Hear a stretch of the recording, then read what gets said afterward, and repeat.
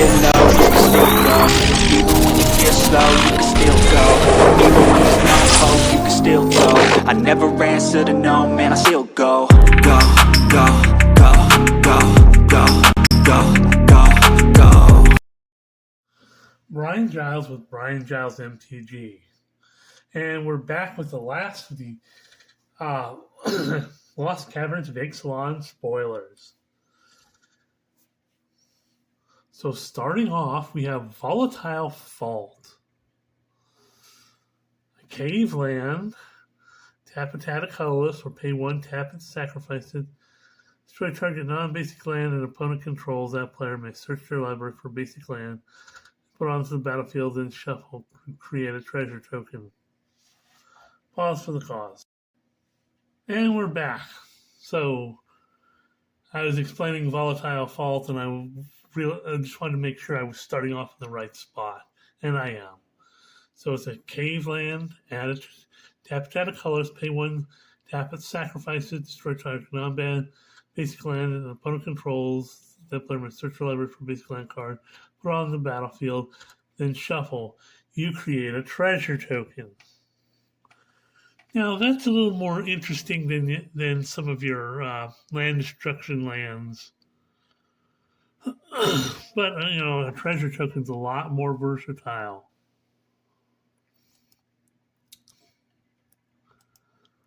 Next up, we have Swashbucklers. I know they didn't print it right here, but it's printed right on the card. Swashbucklers Whip. Pay 1 for a generic for an artifact equipment. Equipped creature has reach. Pay 2, tap it, sacrifice target. Tap target. Pay 2, tap it, tap target artifact or creature. And pay 8, tap it, discover 10, equip for 1. Ba-ba-da-ba. It really feels like an Indiana Jones equipment. It's got the Discover on it. Sure, it's beefy 8, but in an EDH deck that doesn't really matter too much. And you can tap you pay 2 to tap a target artifact or creature. Has some real good feel to it. I like that. Except we have Acrobatic Leap. A single white mana for an instant to read. Target creature gets +1/+3, gains flying until end of turn, and untap it. Okay. That's nice.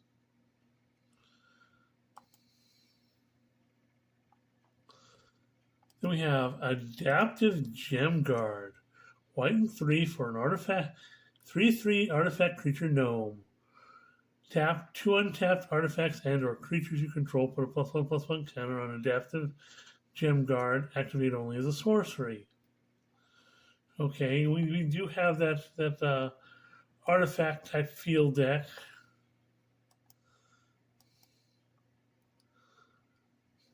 We have Attentive Sunscribe.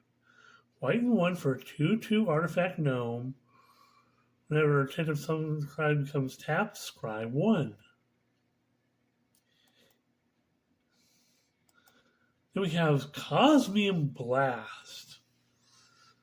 Another nice combat trick that's similar to others we've seen in the past. For white and 1, instant read Cosmium Blast deals 4 damage, target attacking or blocking creature.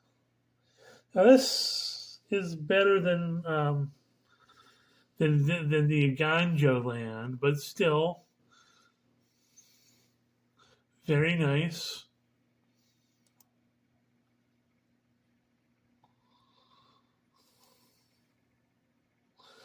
So we have Deconstruction Hammer.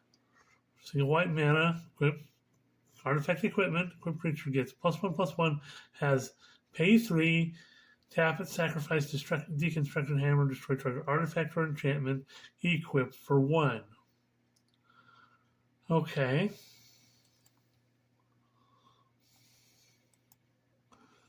We have Envoy of Okinek Ahau.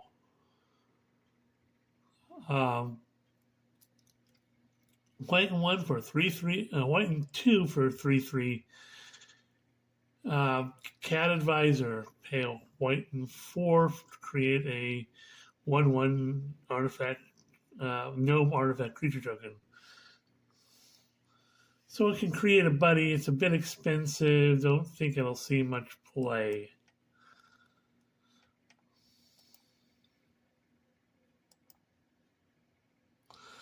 Next up, we have Family Reunion. White and 1 for instant reads. Choose one. Creatures you control get +1/+1 until end of turn. Or creatures you control get hexproof until end of turn. Okay, a little bit of a choice there. Nice versatility. Next up, we have Glorifier of Suffering. White and 2 for a 3/2 vampire soldier. Glorifier of Suffering enters the battlefield. You may sacrifice another creature or artifact. When you do, put a +1/+1 counter on each of up to 2 target creatures. Well, that could be useful, especially in that white-black vampire sacrifice deck we've been seeing emerge.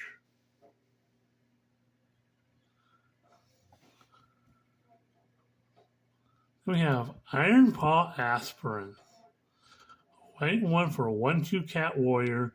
Enters the battlefield, put a +1/+1 counter on target creature. Yes, the cat gnome deck is kind of a thing.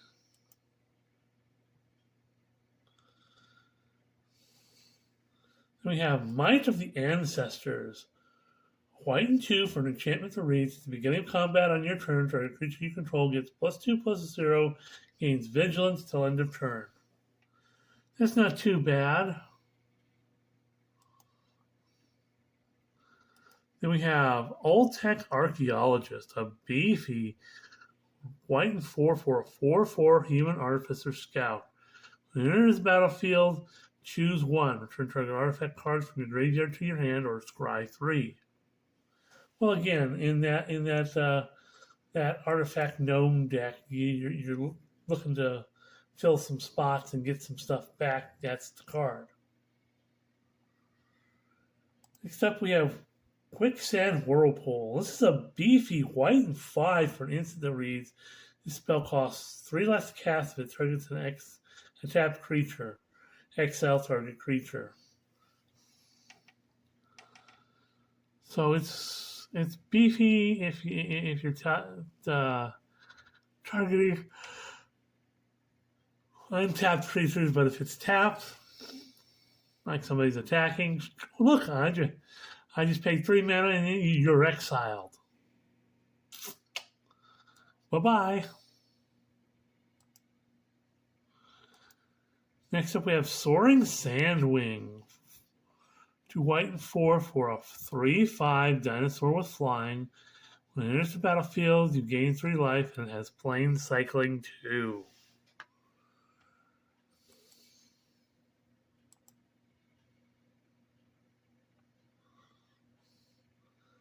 We have Thousand Moons Crackshot. White and 1 for a 2/2 human soldier. When it attacks, you may pay a white and 1 for a 2/2 human soldier. Whenever it attacks, you may pay a white and 2. When you do, tap target creature. Okay. Most of these are just like draft chaff type stuff, but interesting little cards. Thousand Moon Infantry is a white and 2 for a 2/4 human soldier. Untapped Thousand Moon Infantry during each other player's untapped step. Oh, that could be cool. Especially if you've got some interesting equip abilities on this thing. So it's like it has vigilance, but not vigilance. Next up, we have Tinker's Tote, a white and 2 for an artifact that reads, when it enters the battlefield, create 2/1/1 colors, so no more artifact creature tokens. Pay a white, sacrifice it, you gain 3 life.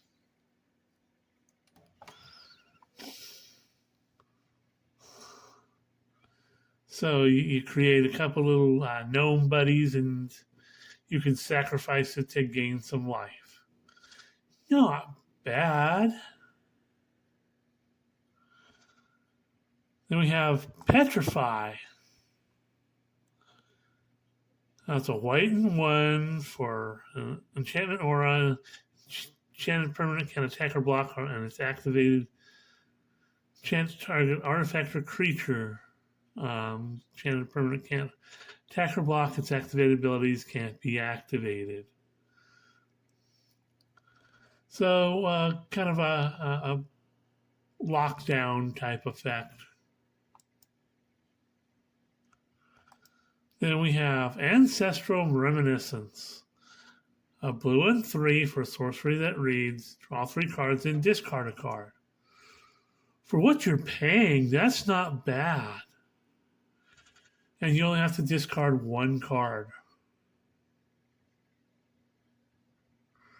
That could be very useful. Except we have Brackish Blunder. So a blue and 1 for an instant that reads, return target creature to its owner's hand. If it was tapped, create a map token.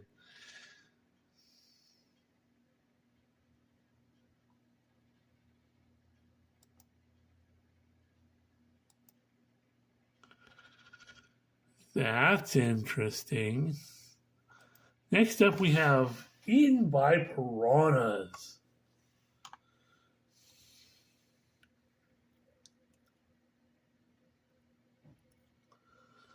So it's a blue and 1 for enchantment aura with flash. Enchant creature. Enchant creature loses all abilities and is a 1/1 black skeleton creature with base power and toughness 1/1. You can use it in a skeleton deck when they've done something to your creatures. Or you can do it to your opponent and make him a little, tiny little 1/1 and that you can get rid of easily. Then we have Marauding Brinefang. A beefy 2 blue and 5 for a 6/7 dinosaur with a ward 3. It has island cycling for 2.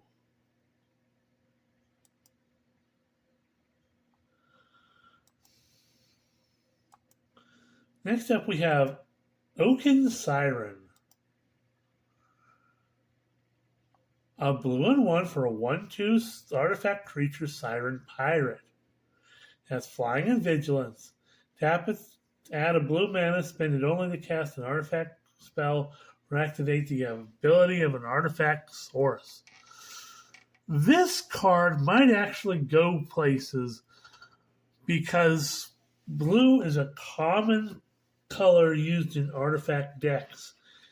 And when paying stuff, combining this card with something like some of the Urza cards that reduce artifact costs, you could do some nasty things. It's a very cheap thing. It has flying and vigilance. Combining this with some of the Urza cards or even the Urza Planeswalker is absolutely crazy. I see this card actually going places.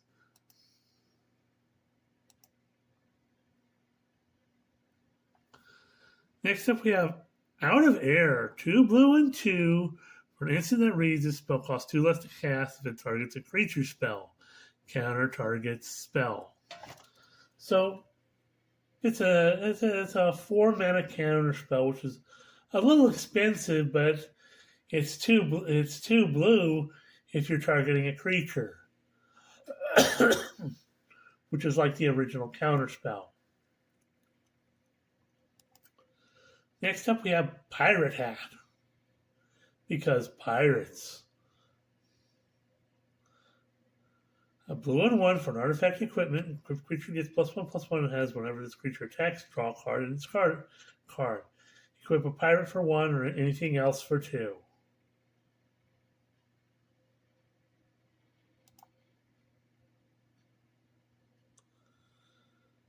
Then we have Relic's Roar. Blue mana for an instant that reads, target artifact or creature becomes a dinosaur artifact creature with base power and toughness 4/3 in addition to its other types. Ew. That could be nasty. Turn your little artifacts into 4/3 dinosaurs. Artifact dinosaurs. Not a bad thing, especially in that artifact deck.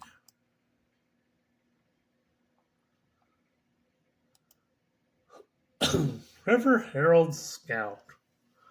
A blue and 1 for a 1/2 Merfolk Scout. When it enters the battlefield, it explores. Simple, to the point. Next up we have Sage of Days. A blue and 2 for a 3/2 human wizard. When it enters the battlefield, with the top 3 cards of your library, you may put one of those cards back on the top of your library, the rest in your graveyard. Okay, yeah. That's a very blue card effect. We have Shipwreck Sentry, a blue and 1 for a 3/3 human pirate with Defender. As long as an artifact enters the battlefield under your control this turn, Shipwreck Sentry can attack as though it didn't have Defender. Again, nice for that artifact deck.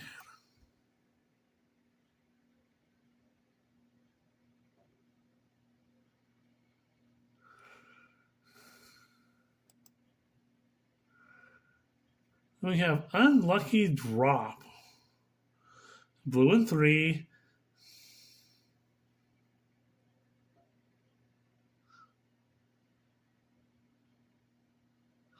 For instant reads, target artifact or creature's owner puts it on the top or bottom of their library.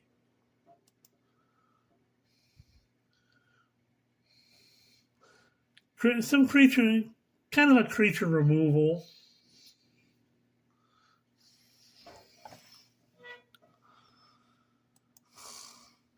We have Waylaying Pirates. Blue and 3 for a 3/3 human pirate. Waylaying Pirates enters the battlefield. If you control an artifact, tap target artifact or creature an opponent controls, put a stun counter on it.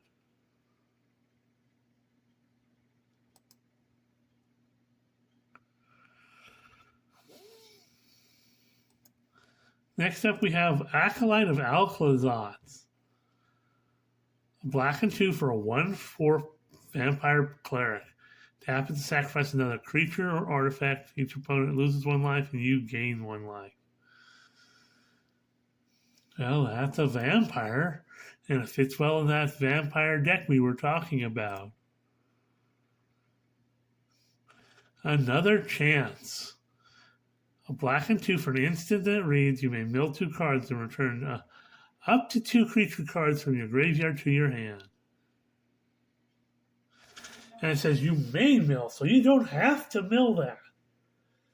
So you can bring 2 creature cards from your graveyard back to your hand without even milling. For 3 mana. That's some good value. We have Dead Weight. Black mana for an enchantment or enchant creature. Enchanted creature gets -2/-2.